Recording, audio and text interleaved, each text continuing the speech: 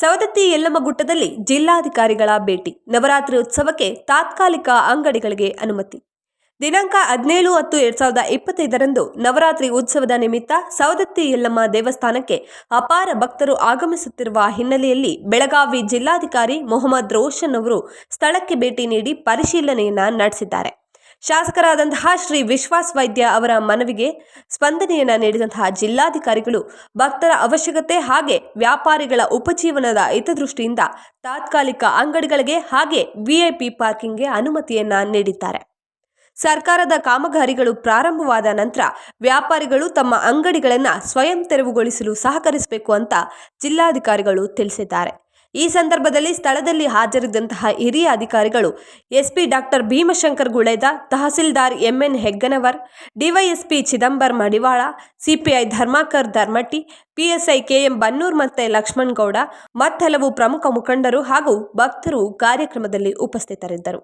Bureau report, ರಾಷ್ಟ್ರಧ್ವನಿ news Kannada. ವರದಿಗಾರರು Aslam Nippani.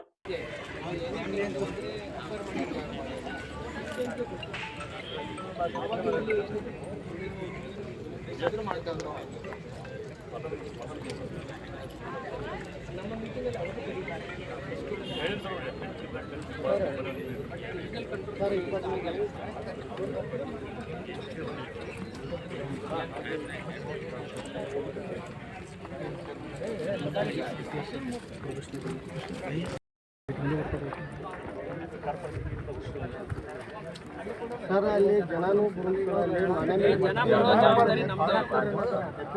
ಜನ ಬರೋ ಜವಾಬ್ದಾರಿ ಕಾರ್ ಪಾರ್ಕಿಂಗ್ ಹತ್ರ ಕೊಟ್ಬಿಟ್ರಿ ಸರ್. ಬರಂಗಿಲ್ಲ ನೀವು ಸ್ವಂತ ಕೇಳತ್ತಿರಲ್ಲ ನೀವು. ಕಾರ್ ಪಾರ್ಕಿಂಗ್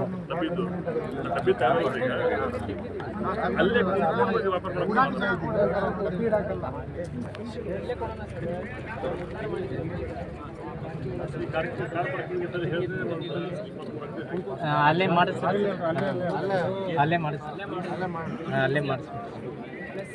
ಅದು ಡೆಸಿಗ್ನೇಟೆಡ್ ಆಗಿಬಿಟ್ರೆ ಸರ್ ಯಾರಿಗೂ ತಲೆನೂ ಇರಂಗಿಲ್ಲ ಸರ್. ಏನಾರು ಅಲ್ಲೇ ಬರ್ತಾರೆ.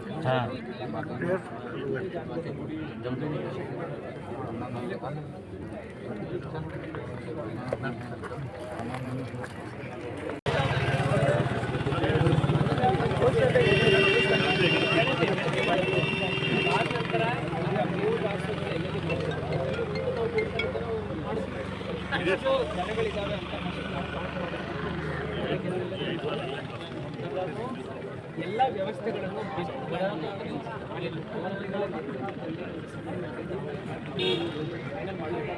ಕ್ಯಾಬಿನೆಟ್ಗೆ 215 ಕೋಟಿ ರೂಪಾಯಿನಲ್ಲಿ ಸಾಕಷ್ಟು ಅಭಿವೃದ್ಧಿ ಕೆಲಸಗಳು ನಮ್ಮ ಗುಡ್ಡದಲ್ಲಿ ಇನ್ನೊಂದು ಒಂದೂವರೆ ವರ್ಷದ ಒಳಗಡೆ ಆಗುತ್ತೆ. ನಾನೊಂದು ಮಾತು ಹೇಳಬೇಕು, ಅಧಿಕಾರಿಗಳ ಜೊತೆ ಜನಪ್ರತಿನಿಧಿಗಳು ಕೈ ಜೋಡಿಸಿ ಕೆಲಸ ಮಾಡಬೇಕು.